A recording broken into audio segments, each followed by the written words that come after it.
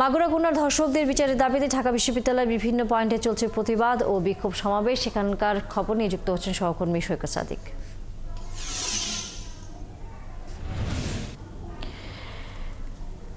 সৈকত, আমরা জানি কি বিষয়ে আসলে সমাবেশের আয়োজন করা হয়েছে, সেই সমাবেশ থেকে কি ধরনের কথা বলছেন আয়োজন যারা করেছেন এই সমাবেশের?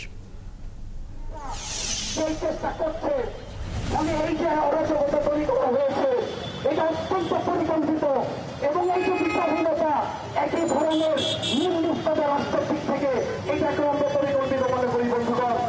এবং বন্ধুগণ, তানিয়া, সকাল থেকে কিন্তু আজকে রাজধানী ঢাকা বিশ্ববিদ্যালয়ের যে রাজু ভাস্কর্যে পাদদেশে সমাজতান্ত্রিক ছাত্র ফ্রন্ট এই মাগুরার আছিয়া সহ সারা দেশে ধর্ষণের প্রতিবাদ এবং এর বিরুদ্ধে কেন ব্যবস্থা নেওয়া হচ্ছে অন্তর্বর্তী সরকারের সেই বিষয়ে স্বরাষ্ট্র উপদেষ্টার পদত্যাগের দাবিতে কিন্তু আজকে এই গণতান্ত্রিক ছাত্র ফ্রন্ট এখানে সমাবেশ করছেন। আপনাদের দেখাচ্ছে যে গণতান্ত্রিক ছাত্র ফ্রন্টের পক্ষ থেকে তারা এই সকাল থেকে এখানে এই বিক্ষোভ সমাবেশ করছে এবং তারা দাবি জানাচ্ছেন যে সারা দেশে যে অব্যাহত নারী ও শিশু নির্যাতন হচ্ছে, ধর্ষণের হচ্ছে, এগুলোর বিচার কেন করা হচ্ছে না, কেন একটার পর একটা সারা বাংলাদেশ থেকে এই ধর্ষণের ঘটনা বা নারীদের হ্যারাসমেন্টের খবর আসছে এবং এর বিরুদ্ধে কেন আইন শৃঙ্খলা বাহিনীর সদস্যরা এবং সরকার কেন কোনো উদ্যোগ নিচ্ছে না, কেন নারীদের নিরাপত্তাহীনতায় ভুগছে, এই বিষয়গুলি নিয়ে গত কয়েকদিন ধরে কিন্তু ঢাকা বিশ্ববিদ্যালয়ে কিন্তু বেশ সোচ্চার ছিল।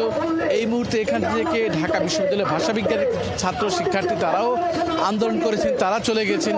তো এখন এই মুহূর্তে সমাজতান্ত্রিক ছাত্র ফ্রন্টের শিক্ষার্থীরা এখানে তারা একটি বিক্ষোভ সমাবেশ করছেন। এখানে ছাত্র ফ্রন্টের যে সভাপতি, কেন্দ্রীয় সভাপতি সালমান সিদ্দিকী, তিনি সহ অন্যান্য যে সদস্য তারা রয়েছে এবং তাদের মূল দাবি যে এই সরকারের তাদের যে এই দাবি তারা অতি দ্রুত যাতে এই ধর্ষকদের গ্রেপ্তার করা হয়, ধর্ষকদের বিচার করা হয়, আর যাতে রাজধানী ঢাকা সহ সারা দেশে যাতে নারীদের উপর এইভাবে ধর্ষণ বা নির্যাতন শিকার না হতে হয় সেই।